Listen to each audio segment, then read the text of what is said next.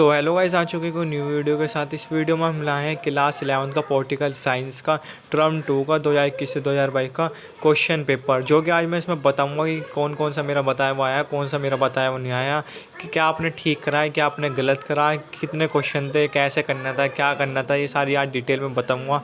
क्योंकि और मतलब जो 10th क्लास के बच्चे हैं, जो 11th में आते हैं, वो भी क्वेश्चन पेपर जानने की कोशिश करते हैं। और मैं क्लास जैसे कि 11th का बता रहा हूँ, और मैं क्लास 12th का भी आपका प्रिपेयर कराऊंगा, जैसे कि मैं क्लास 11th का करा रहा हूँ। तो अब मैं चालू करते हैं तो वीडियो।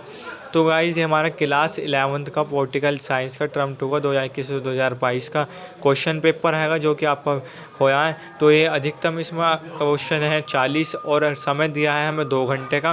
क्या क्या पूछा गया है, कितने क्वेश्चन पूछे गए हैं, किस में से ABC भाग दिए गए हैं। भाग 2 अंक में 8 प्रश्न रहेंगे, प्रत्येक 2 प्रश्न गएगा। 50 शब्दों में उसका उत्तर देना। बी में आपके 3 प्रश्न रहेंगे, 4 अंकों का प्रत्येक इसका, सब पर 100 शब्दों में इसका उत्तर देना है। और आपका भाग सी आएगा, जिसमें 2 प्रश्न है, प्रत्येक 6 अंक के, प्रत्येक मतलब उसके उत्तर देने हैं 170 वर्ड में से। तो कौन सी मतलब बुक में से ज़्यादा पूछा गया है, क्या पूछा गया, मैं आपको इसमें डिटेल में बताने वाला हूँ। फिलहाल तो अभी अपना स्क्रीनशॉट ले लें। और जो सा गर्ल्स का पेपर है, बहुत वैसे ईजी आया है, उससे भी आपको कुछ जानकारी चाहिए तो मुझे बता देना कमेंट बॉक्स में। और मैं इसका भी आंसर की वीडियो तुम कहोगे तो मैं इनके विद आंसर की वीडियो ला दूंगा। अभी मैं फ़िलहाल आपको क्वेश्चन पेपर दिखा रहा हूँ और रिवाइज करा रहा हूँ, और क्या बताऊँगा। तो राज्यसभा किस प्रकार राज्यों की प्रतिभा करती हैं, आपको अथवा में भी है। संसदीय समिति तो लघु विधायिकाओं को क्या कहा जाता है, लोकसभा कहा जाता है। तो जैसे कि इसके बारे में हमें लिखना है 2 नंबर का। जब 2 नंबर का क्वेश्चन होता है तो 2 से 3, कम से कम 2 से 3 लाइनें आपकी मैक्सिमम होनी चाहिए, 3 से लाइनें आपकी नीचे नहीं होनी चाहिए। अब इसमें आपका पूछा गया सेकंड, दल बदल से क्या है, दल बदल क्या है, इस पर नियंत्रण लगाने के लिए भारतीय संविधान में कौन सा संविधान संशोधन किया गया। तो ये गाइस, ये दल बदल को मैंने इसका अपना करवाया था, मतलब इसके भी मोस्ट इंपॉर्टेंट क्वेश्चन आंसर में डाला था, जो कि लॉन्ग में भी डाल रखा है। दल बदल क्या है, तो दल बदल है, आपको सिंपली मैं ऐसे बता देता हूँ। दल बदल वह है जो दल में अपने जो दल का व्यक्ति होता है, वो अपनी सदन में आता नहीं है और दूसरे दल में चले जाए, दूसरा दल ग्रहण कर ले, तो उसे दल बदल कहते हैं। स्थायी कार्यपालिका की कोई 2 विशेषता उल्लेखन कीजिए। ये आपको कार्यपालिका में से पूछा है, जो कि आपकी स्थायी कार्यपालिका, जिसकी स्थायी कार्यपालिका 2 होती हैं, जो कि स्थायी होती है और स्थायी होती है। तो इसमें ये पूछा गया।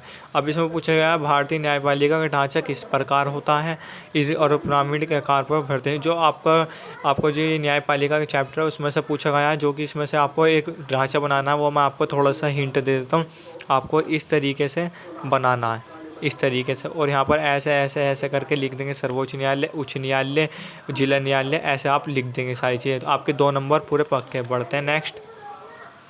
न्यायपूर्ण विलोकन शक्ति सर्वोच्च न्यायालय के महत्व किस प्रकार, तो न्यायालय की उस शक्ति से है जिस शक्ति के बल पर विधायिका द्वारा बनाया गया कानून कार्यपालिका द्वारा बनाया गया सर्वोच्च न्यायालय द्वारा जांच किया गया कि वो सार्वजनिक है या असार्वजनिक। ठीक है।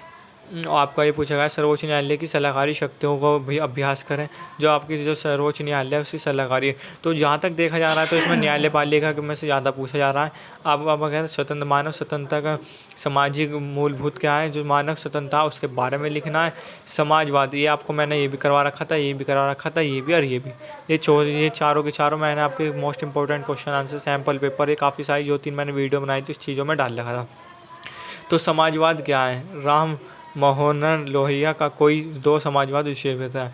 जो ये हैंगे उनके व्यक्ति, उनके बारे में उन्होंने क्या कहा था समाजवाद के, वो बताएं। तो समाजवाद का साफ सीधा मीनिंग है कि सभी लोगों के समान मतलब सबको समान बर्ताव करना, समान। मोस्ट इंपॉर्टेंट 4 नंबर का पूछा गया, वाह, जिसे कहते हैं, मैंने इसका बहुत अच्छी तरीके से करवाया था। संसद तथा अध्यात्मक कार्यपालिका में अंतर।